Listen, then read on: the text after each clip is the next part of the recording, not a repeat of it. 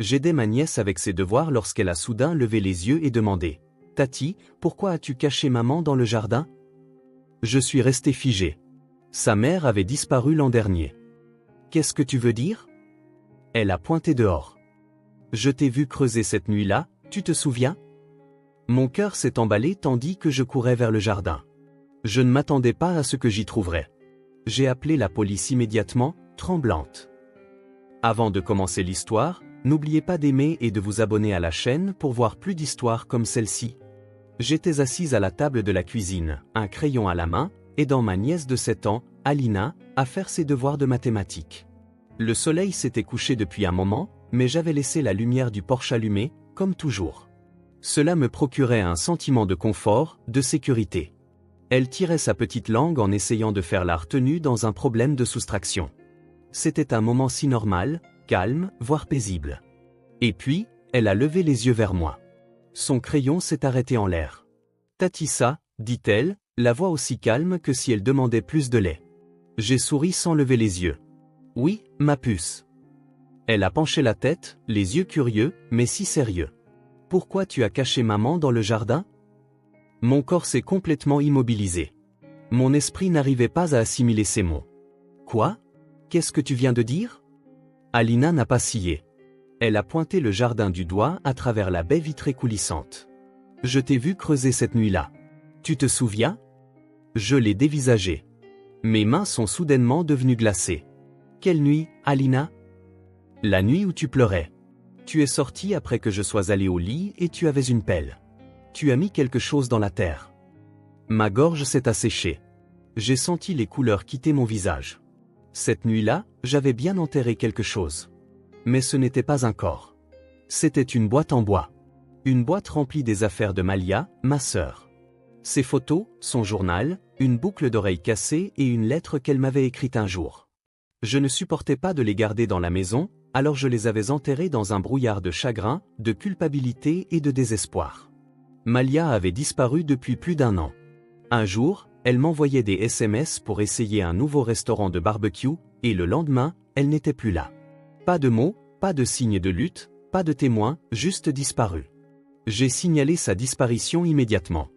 Bien sûr que je l'ai fait. J'ai cherché. J'ai affiché des avis de recherche. J'ai supplié la police de continuer à chercher. J'ai répondu aux mêmes questions encore et encore, jusqu'à me demander si je connaissais vraiment ma propre sœur. Finalement, l'affaire a été classée et je suis devenue la tutrice d'Alina. Elle n'avait que 6 ans à l'époque et je me suis dit qu'elle n'avait pas besoin de porter le fardeau de tout savoir. Elle avait juste besoin de stabilité, de sécurité, de moi. Mais maintenant, elle me regardait avec les mêmes yeux en amande que Malia. Et elle me demandait si j'avais caché sa mère dans le jardin. Je me suis reculé de la table, mon cœur martelait mes tempes. « Reste ici », lui ai-je dit, en essayant de paraître calme. J'ai juste besoin de vérifier quelque chose. Elle a hoché la tête, imperturbable, et s'est remise à ses devoirs. Comme si c'était un mardi comme les autres. J'ai attrapé la lampe de poche dans le tiroir et je suis sorti dans la fraîcheur de la nuit. Le jardin était en friche, sauvage après des semaines de négligence. Je n'avais pas eu le courage de m'en approcher. Cette nuit-là m'avait épuisé. Je me suis dirigé vers l'endroit où je me souvenais avoir creusé. Il faisait plus sombre que prévu. La lumière du porche y parvenait à peine.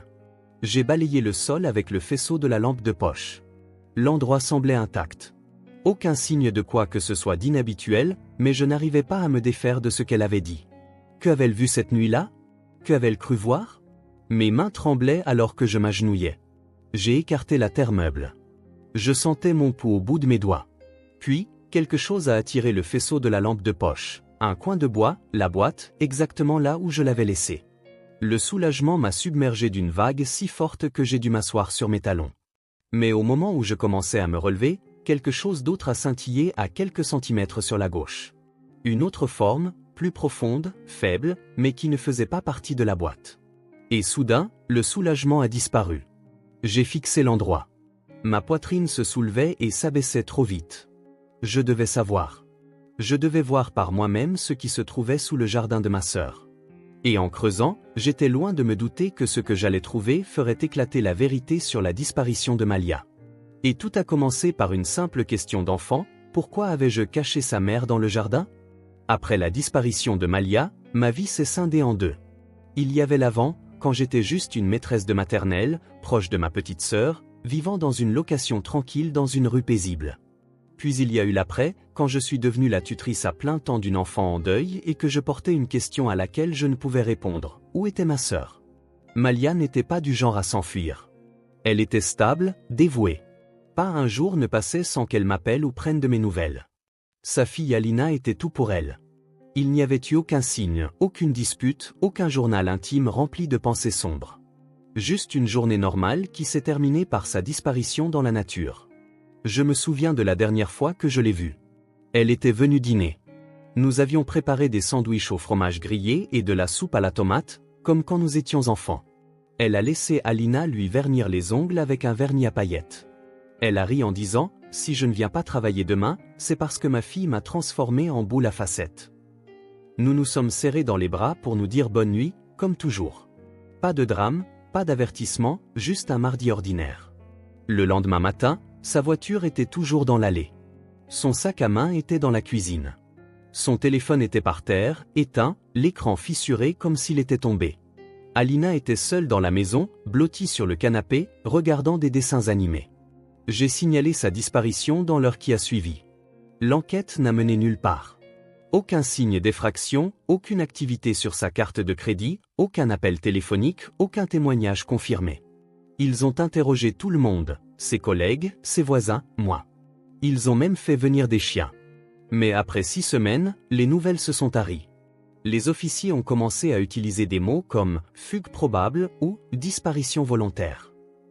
J'ai complètement cessé d'avoir des nouvelles du détective. Personne ne voulait prononcer le mot « morte », mais tout le monde le pensait. Tout le monde sauf Alina. Elle m'a demandé chaque soir pendant les 3 premiers mois, quand est-ce que maman rentre à la maison. Je lui répondais la même chose à chaque fois, je ne sais pas encore, ma chérie, mais on va s'en sortir. C'était ce qui se rapprochait le plus de la vérité que je pouvais lui offrir. J'ai fait emménager Alina chez moi. Son école était plus proche de la mienne. J'ai instauré un rituel pour le coucher, 2 histoires, extinction des feux, une berceuse. Elle aimait que je lui gratte le dos comme sa mère le faisait. Elle aimait les sandwichs au fromage grillé. Elle aimait dormir avec la fenêtre entr'ouverte, juste assez pour entendre le vent. Elle n'a pas mis longtemps à s'habituer. C'était une enfant forte, mais parfois la force prend l'apparence du silence. Elle ne parlait pas beaucoup de sa mère. Elle gardait une photo de Malia près de son lit, dans un cadre en plastique rose en forme de cœur. Parfois, en passant devant sa chambre, je la voyais la tenir, la fixant simplement. J'essayais de ne pas pleurer devant elle. Je gardais ça pour la douche ou pour les nuits où je m'asseyais dans la vieille voiture de Malia juste pour sentir l'odeur de sa crème pour les mains sur le volant. Ma propre relation avec Malia avait toujours été proche. Nous n'avions que 4 ans d'écart, élevés par des parents qui avaient cessé d'être des parents bien avant le lycée. Maman est décédée quand j'avais 20 ans. Papa s'est refermé après ça, émotionnellement et physiquement. Il a commencé à boire plus, à devenir plus colérique. À 30 ans, je ne lui avais pas parlé depuis presque 2 ans. Malia a essayé de garder le contact avec lui plus longtemps que moi. Elle pensait pouvoir arranger les choses. C'était sa façon d'être. Elle croyait que les gens pouvaient changer. Je pense qu'elle s'est accrochée à l'espoir plus longtemps qu'elle n'aurait dû. La dernière fois qu'elle a parlé de lui, elle a dit qu'il la rendait nerveuse. Pas effrayée, juste tendue. Elle ne m'a jamais donné de détails. Je ne l'ai pas poussée. Après sa disparition, j'ai essayé de le contacter, laisser des messages vocaux, envoyer des emails. Aucune réponse. Finalement, je me suis rendu à sa dernière adresse connue, un vieux chalet à environ 2 heures au nord. L'endroit semblait abandonné. J'ai laissé un mot sous une pierre près de la porte. Je n'ai jamais eu de nouvelles. Donc, il n'y avait plus que moi et Alina. J'ai pris un congé au début, pensant avoir besoin de quelques semaines pour gérer la tutelle légale, le chaos émotionnel et les recherches. Mais les semaines se sont transformées en mois. Le deuil s'est installé, lourd et tenace. Je suis retourné à l'enseignement parce que c'était la seule partie de ma vie qui avait encore un sens. Les enfants ne font pas semblant quand ils sont confus. Ils posent des questions directes. Ils vous disent quand votre mascara a coulé ou quand vous avez l'air fatigué. Être entouré d'enfants de 5 ans m'empêchait de me cacher. À la maison, j'ai construit une routine pour Alina. La stabilité est devenue l'objectif. Petit déjeuner tous les jours à 7h30, devoir avant le dîner, pas de film d'horreur, pas de retard pour le coucher. Elle avait besoin d'ordre, et moi aussi. Pourtant, il y avait des moments calmes, comme quand elle venait s'asseoir à côté de moi, silencieuse, et poser sa tête sur mon épaule, ou quand elle dessinait à l'école une famille de 3 personnes, même si maintenant nous n'étions plus que 2. Une nuit, elle a murmuré, « Si je suis sage, est-ce que maman reviendra plus vite ?» Je n'ai pas pu parler. Je l'ai juste serré plus fort dans mes bras. C'était notre vie. Nous survivions dans une maison remplie de souvenirs, en espérant qu'un jour le passé s'expliquerait de lui-même. Et nous n'aurions jamais imaginé que la vérité avait été si proche, enterrée juste derrière la fenêtre.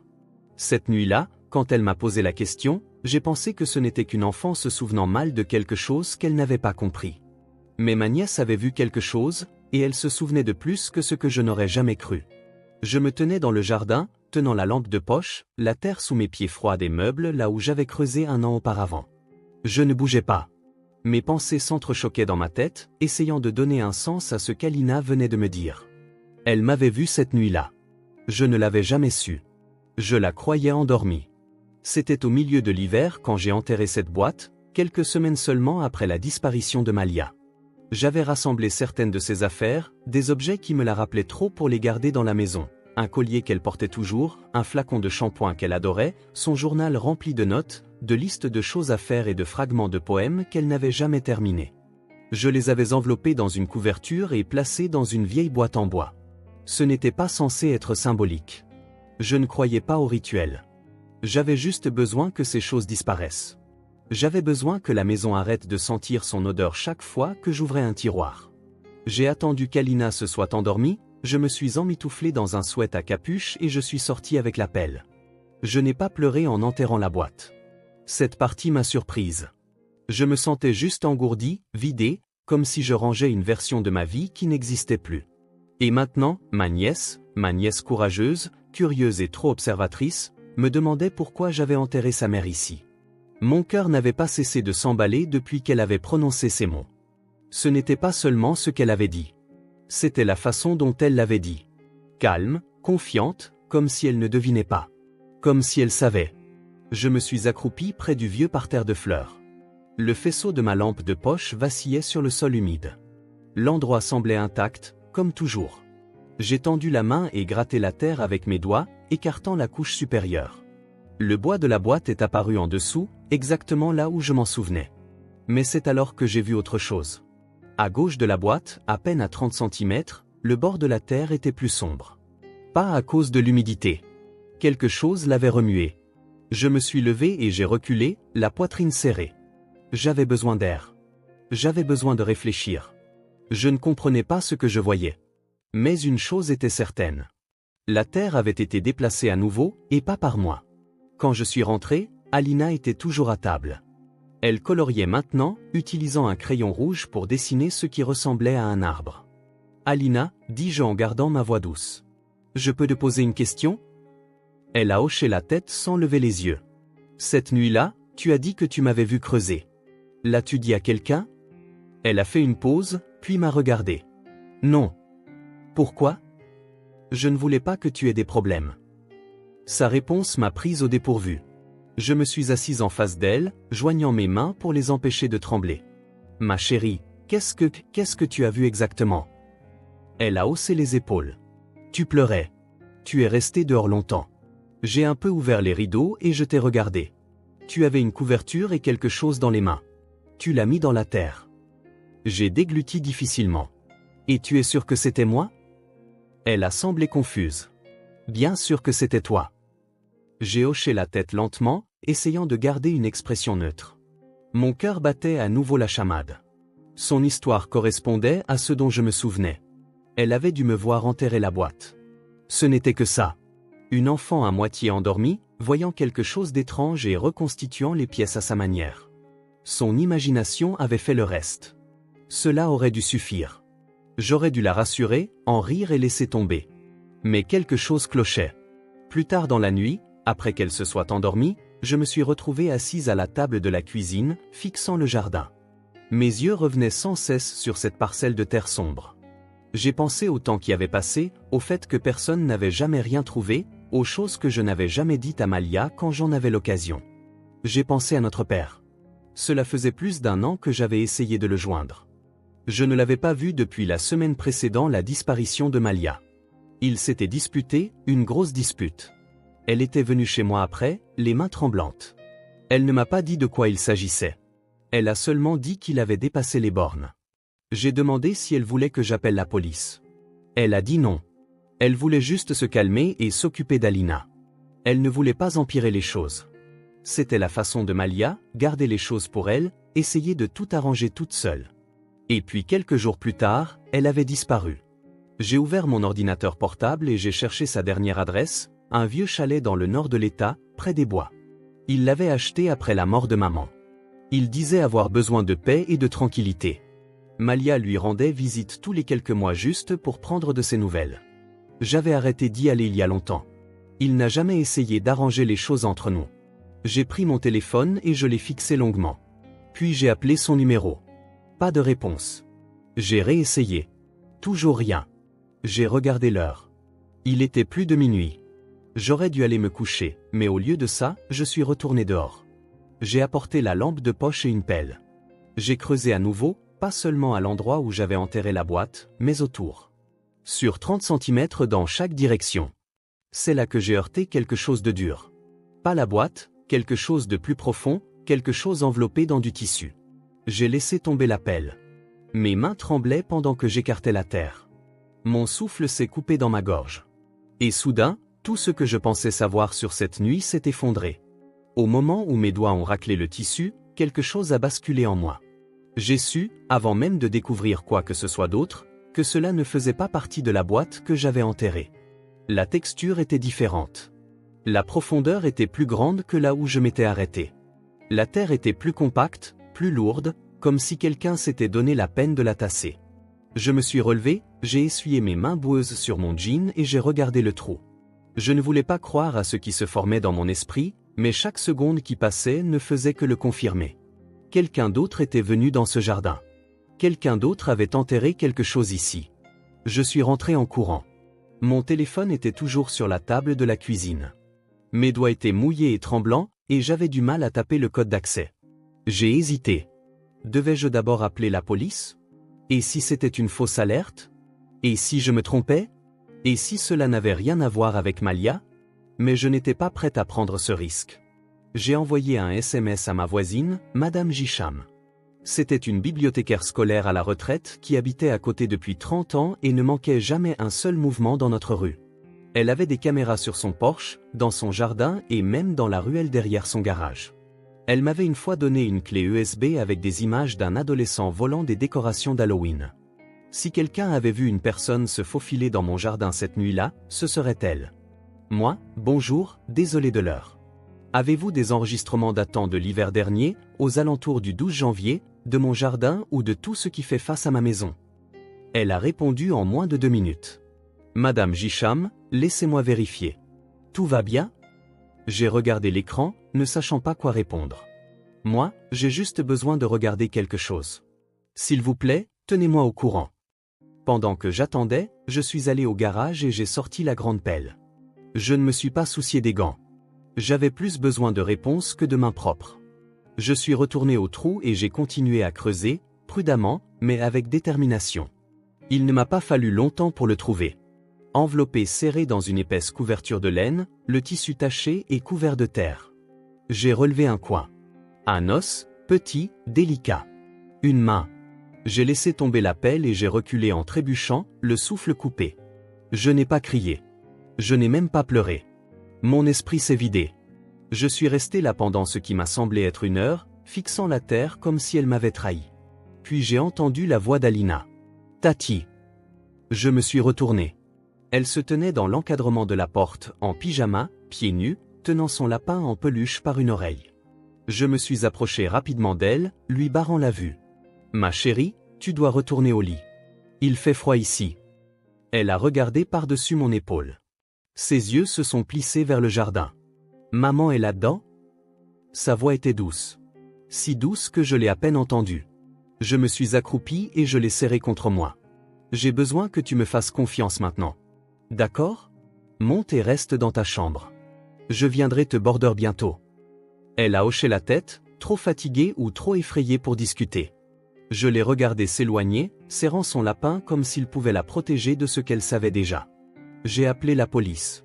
J'ai donné mon nom, mon adresse, et je leur ai dit qu'il y avait des restes humains enterrés dans mon jardin. La répartitrice n'arrêtait pas de me poser des questions, mais je les traitais à peine. Ma voix semblait appartenir à quelqu'un d'autre. En 10 minutes, j'ai entendu des sirènes. Des lumières rouges et bleues ont éclaboussé les murs de mon salon.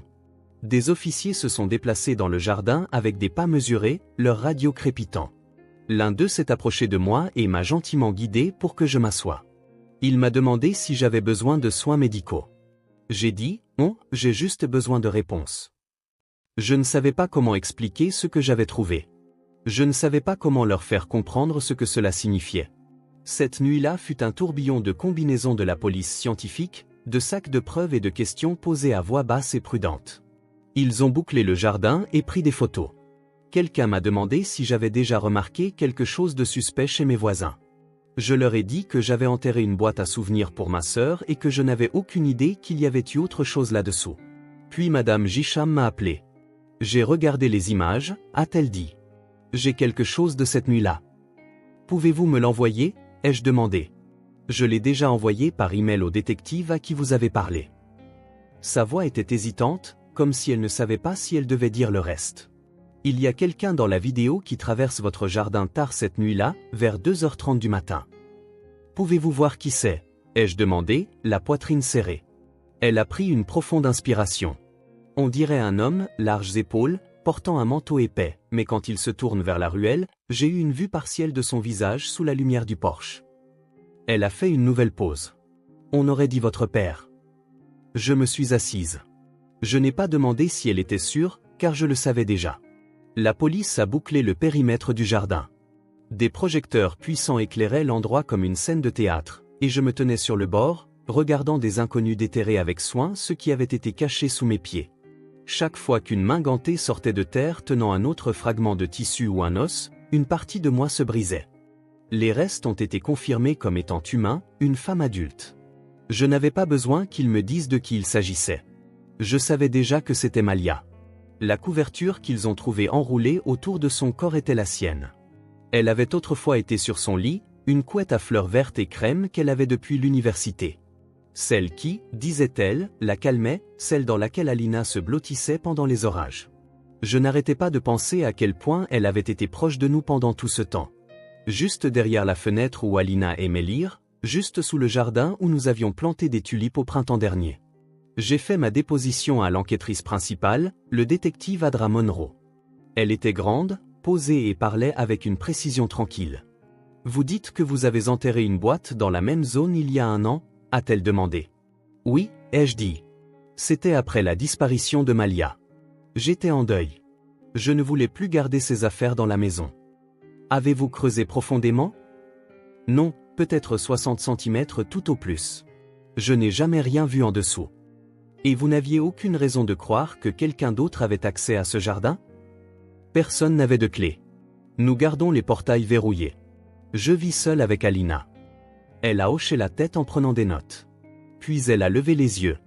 Les images de votre voisine, Madame Gisham, montrent quelqu'un entrant dans votre jardin vers 2h30 du matin la même nuit où vous avez enterré cette boîte. L'homme semble porter quelque chose. Mon estomac s'est noué. Je dois voir ça, ai-je dit. Plus tard, dans sa voiture banalisée, elle m'a montré les images sur une tablette. La caméra était de mauvaise qualité, mais la lumière du porche donnait juste assez de clarté pour rendre la silhouette nette. Il marchait avec détermination. Grosses bottes, épaules couvertes, une couverture dans ses bras, pliés serrés.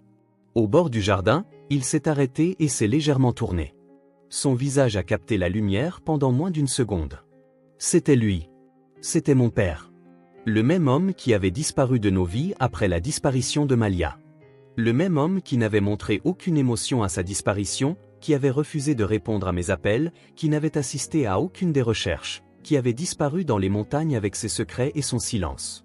La détective a mis la vidéo en pause et s'est tournée vers moi. « Savez-vous où il se trouve maintenant ?» J'ai hoché la tête, même si j'avais l'impression que j'allais m'effondrer. « Oui, je sais. Ils ont émis un mandat d'arrêt cette nuit-là. Au matin, ils avaient atteint le chalet. Mon père n'a pas résisté. Il n'a pas demandé pourquoi ils étaient là. Il a seulement demandé si c'était moi qui les avais appelés. Quand je l'ai confirmé, il a hoché la tête une fois et a dit « Je me doutais que ce serait toi ». Le détective Monroe m'a dit plus tard que pendant l'interrogatoire, il avait avoué. Ce ne fut pas un interrogatoire interminable. Il n'a ni pleuré ni supplié. Il n'a pas dit qu'il était désolé. Il a admis que Malia était venue lui rendre visite le jour de sa disparition. Ils se sont disputés. Elle voulait couper les ponts avec lui de façon permanente. Elle lui a dit qu'elle allait demander la garde exclusive d'Alina sans aucun contact légal ni droit de visite de sa part. Elle a dit que je n'étais pas sûr, leur a-t-il dit. Elle a dit que je lui rappelais les pires aspects de notre enfance, que j'étais un poison. Il a craqué. Il a dit que c'était arrivé vite. Une seconde, il criait. La suivante, elle ne bougeait plus. Il a paniqué. Il a ramené son corps en voiture. Il a attendu tard dans la nuit, sachant que personne ne surveillerait. Il m'a vu enterrer quelque chose. Il a attendu que je rentre. Puis il est revenu avec elle, enveloppé dans la couverture, et a creusé plus profondément. Il a utilisé mon deuil pour cacher son crime. Il savait que je ne retournerais jamais là-bas. Il savait que le dernier endroit où je la chercherais serait le même que celui que j'avais utilisé pour la pleurer. Il n'a jamais appelé après ça. N'a jamais pris de nouvelles. Il a juste disparu dans les montagnes et a attendu que tout soit oublié. Je n'ai pas pleuré quand ils me l'ont dit. Je me sentais vide mais acéré, comme si on avait tout retiré de moi en laissant des bords de verre. La vérité avait enfin fait surface.